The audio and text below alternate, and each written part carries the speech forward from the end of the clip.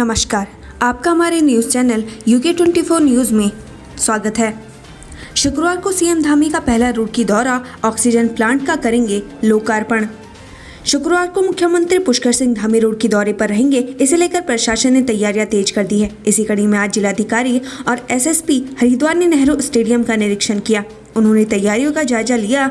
मुख्यमंत्री धामी कल रुड़की के सिविल अस्पताल में बनाए गए ऑक्सीजन प्लांट का भी लोकार्पण करेंगे। विकासनगर में 1 किलो गांजे के साथ तस्कर गिरफ्तार, छात्रों को बेचने की थी तैयारी।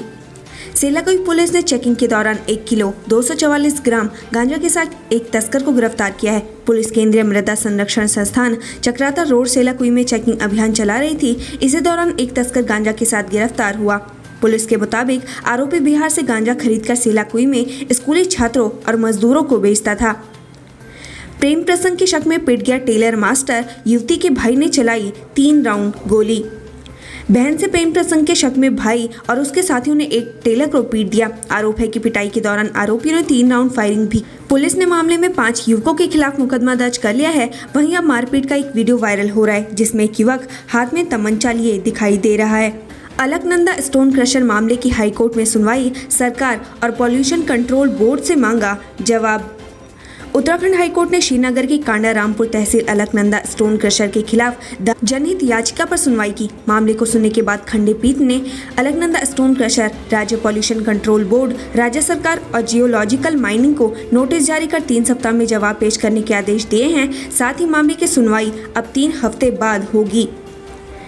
संतों की शरण में आप, कर्नल कोठियाल ने मांगा जीत का आशीर्वाद। उत्तराखंड विधानसभा चुनाव 2022 के लिए राजनीतिक पार्टियों की जद्दोजहद जारी है। आज आम आदमी पार्टी के मुख्यमंत्री पद के दावेदार रिटायर्ड कर्नल अजय कोठियाल संतों की शरण में पहुंचे। कोठियाल ने ऋषिकेश के संतों से चुनाव में जीत का आशीर्वाद मांगा। देहरादून में कांग्रेस के सदस्यता ग्रहण कार्यक्रम, कईयों ने थामा हाथ। 2022 की तैयारियों में जुटी कांग्रेस लगातार अपना कुनबा बढ़ाने में लगी हुई है। इसी कड़ी में कांग्रेस में लगातार लोगों के शामिल होने का सिलसिला जारी है। आज भी पूर्व मुख्यमंत्री हरीश रावत और अध्यक्ष गणेश गोदियाल की मौजूदगी में बड़ी संख्या में लोगों ने कांग्रेस का दामन थामा। इसमें अनुसूचित जातियों, जनजातियों, पिछड़ा वर्गों और मुस्लिम समाज के लोग शामिल हुए। वहीं नानक मत्ता में भी बड़ी संख्या में लोगों ने आज कांग्रेस की सदस्यता ग्रहण की। सीएम धामी ने किए मां नैना देवी के दर्शन, नए भू कानून और 4 धाम यात्रा पर ये कहा। मुख्यमंत्री पुष्कर सिंह धामी अपने 2 दिवसीय दौरे पर नैनीताल में रहे और आज उन्होंने मां नैना देवी के मंदिर में जाकर माथा टेका। इस दौरान पुष्कर सिंह धामी ने 4 धाम यात्रा के मामले पर कहा कि उत्तराखंड में 4 धाम यात्रा आयोजित न होने के चलते स्थानीय लोगों का व्यवसाय चौपट हुआ है। रामनगर, भारी बारिश से घर की छत का एक हिस्सा गिरा, महिला को आई गंभीर चोटें। रामनगर की इंदिरा कॉलोनी में एक परिवार गरीबी के कारण जर्जर छत के नीचे रहने को मजबूर है। लगातार हो रही बारिश के कारण छत गिरने का खतरा बना हुआ है। देर रात हुई बारिश से छत का एक भाग गिर गया, जिसमें एक महिला को गंभीर चोटें आई हैं। पीड़िता शासन प्रशासन से मदद की गुहार लगा रही है। शहीद नहीं हुए बल्कि पौड़ी के जवान मनदीप ने की आत्महत्या, राइफल से चली थी 3 गोलियां। बीते दिन खबर आई थी कि पौड़ी जिले के पाबो बुरांशी गांव निवासी सेना के जवान मनदीप सिंह नेगी शहीद हो गए हैं, लेकिन सच्चाई ये है कि उन्होंने आत्महत्या की थी। जी हां, बता दें, उनका खून से लथपथ शव बरामद हुआ था। बता दें कि मनदीप सिंह सेना की 32 इन्फेंट्री में मेरठ के फाजिलपुर में तैनात थे और वो मूल रूप से पौड़ी पाबो बुरांशी गाँव के रहने वाले थे। वो ड्यूटी पर तैनात थे और राइफल से खुद को गोली मारी। जानकारी मिली है कि उनकी राइफल से 3 गोलियां चली थी। इस घटना की जानकारी उनके परिजनों तक पहुँचाई गई। फिलहाल सेना के अधिकारी इस मामले में चुप्पी साधे हुए हैं। युवती की हत्या का खुलासा, नग्न अवस्था में मिला था शव, हिमालयन अस्पताल का कर्मचारी निकला हत्यारा। डोईवाला पुलिस ने युवती की हत्या का बीते दिन खुलासा किया। बता दी कि अगस्त में एक युवती का नग्न अवस्था में शव जंगल में मिला था। उसके पिता ने बेटी की गुमशुदगी की रिपोर्ट दर्ज कराई। तब से पुलिस इस मामले की जांच कर रही थी, जिसका खुलासा पुलिस ने बुधवार को कर दिया। पुलिस ने इस मामले में हिमालयन अस्पताल में नौकरी करने वाले एक कर्मचारी को गिरफ्तार किया है, जिसे नौकरी का झांसा देकर युवती के साथ दुष्कर्म किया और फिर जब युवती ब्लैकमेल करने लगी तो आरोपी ने उसकी हत्या कर दी। आपको बता दें कि 22 अगस्त को रानी पोखरी थाना क्षेत्र के जंगल में युवती का नग्नावस्था में शव बरामद हुआ था। पुलिस ने 15 दिन बाद युवती की शिनाख्त की थी, क्योंकि उस युवती के पिता ने 30 सितंबर को गुमशुदगी की रिपोर्ट डोईवाला थाने में दर्ज कराई थी। बुधवार को पुलिस कार्यालय में SSP जन में खंडूरी हत्या का खुलासा किया। राशन लेने गई नाबालिग के साथ अपहरण के बाद दुष्कर्म। पुलिस ने नाबालिग से गैंगरेप के 2 आरोपियों को गिरफ्तार किया है। ज्वालापुर क्षेत्र में एक नाबालिग लड़की को बहला फुसलाकर गैंगरेप करने का मामला सामने आया है। मामला मंगलवार की देर रात का बताया जा रहा है। क्षेत्र में रहने वाले एक व्यक्ति ने अपनी 12 साल की बेटी के साथ कोतवाली पहुंचकर पूरी शिकायत की थी और पुलिस को पूरे घटनाक्रम की जानकारी दी थी। पीड़ित बालिका का परिवार मूल रूप से पश्चिम बंगाल का रहने वाला है। उसका परिवार पिछले 8-10 साल से यहाँ सिडकुल की फैक्ट्री में काम करने वाले उसके पिता के साथ रहता है। वहाँ एक अन्य महिला भी रहती थी। महिला के घर में उसके रिश्तेदारों का आना जाना लगा रहता था। पीड़ित बच्ची के पिता का आरोप है कि मंगलवार को उसकी बेटी दुकान पर सामान लेने गई थी। इसी दौरान महिला के घर आने वाले 2 युवकों ने लिफ्ट देने के बहाने से मोटरसाइकिल पर बैठा लिया। दोनों आरोपी उसे बैठाकर सुभाष नगर क्षेत्र में ले गए, जहाँ उसकी बेटी के साथ दुष्कर्म किया और घटना के बाद हत्या की धमकी देते हुए फरार हो गए। कोतवाली प्रभारी पुलिस ने दोनों आरोपियों को गिरफ्तार कर लिया है। कोतवाली प्रभारी चंद्राकर नैथानी ने बताया कि पीड़ित पक्ष की शिकायत पर करते हुए फरीद और वकार पुत्र इश्तकार निवासी इब्राहिमपुर पथरी को गिरफ्तार कर लिया गया है। नैनीताल की नैनी झील के चारों ओर अंडरग्राउंड होगी बिजली की लाइन। सीएम पुष्कर सिंह धामी ने नैनीताल दौरे पर कई घोषणाएं की। उन्होंने कहा कि उनकी सरकार कोरी घोषणाएं नहीं करेगी, बल्कि उनका धरातल पर क्रियान्वयन भी सुनिश्चित किया जाएगा। नैनी झील के बारे में घोषणा करते हुए उन्होंने कहा कि नैनी झील के चारों ओर बिजली की लाइन अंडरग्राउंड की जाएगी। सीएम ने विपक्षी दलों के नेताओं पर निशाना साधते हुए कहा कि पहले भी उन्होंने सरकार में रहते हुए हजारों कोरी घोषणाएं की, अब चुनाव नजदीक देख फिर घोषणाएं करने लगे हैं। हरीश रावत ने 4 धाम यात्रा पर दिया बयान, राज्य में सब खुला, सिर्फ 4 धाम यात्रा बंद। पूर्व सीएम हरीश रावत ने 4 धाम यात्रा मुद्दे पर सरकार पर तंज कसा है। उन्होंने कहा कि राज्य में सब कुछ खुला हुआ है, रैलियां हो रही हैं, यात्राएं भी खुली हैं, सत्तारूढ़ दल की जनसभाएं भी हो रही हैं, लेकिन केवल 4 धाम यात्रा बंद है। इस यात्रा पर आजीविका के लिए निर्भर लोग आत्महत्या करने की कगार पर आ गए हैं। गणेश चतुर्थी। गणेश उत्सव में व्यापार बढ़ने से मूर्तिकारों के खिले चेहरे, बड़ी डिमांड। 10 सितंबर को गणेश चतुर्थी मनाई जानी है। गणेश चतुर्थी पर गणेश की प्रतिमाओं की बाजार में खूब डिमांड की जा रही है। मूर्तिकारों द्वारा भगवान गणेश की प्रतिमाओं को तैयार किया जा रहा है, जिससे लोगों द्वारा हाथों हाथ लिया जा रहा है। इस बार मूर्तिकारों की आमदनी भी अच्छी हो रही है, जबकि पूर्व में कोरोना की वजह से उनका कारोबार बुरी तरीके से प्रभावित रहा।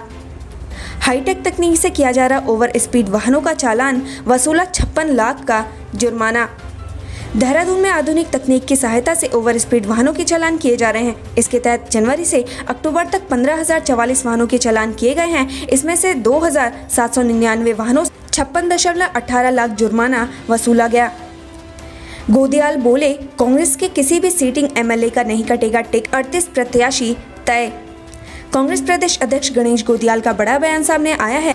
गणेश गोदियाल ने कहा कि आगामी विधानसभा चुनाव के लिए 38 टिकट तय माने जाए। उन्होंने कहा कि कांग्रेस के किसी भी सिटिंग विधायक का टिकट नहीं कटेगा। इसके अलावा जिन लोगों ने विपरीत परिस्थितियों में कांग्रेस का साथ दिया है, ऐसे में पूर्व विधायक भी टिकट के हकदार हैं। ब्रह्मकमल और हिमालय पुष्पों से बड़ी बुग्यालों की सुंदरता, आप भी करें दीदार। नंदीकुंड रुद्रप्रयाग जनपद में स्थित द्वितीय केदार मद महेश्वर से 15 किलोमीटर की दूरी पर स्थित है। नंदीकुंड के निकट का क्षेत्र हिमालयी बुग्याल से घिरा हुआ है, जहां आजकल ब्रह्मकमल सहित अन्य हिमालयी पुष्प खिले हुए हैं।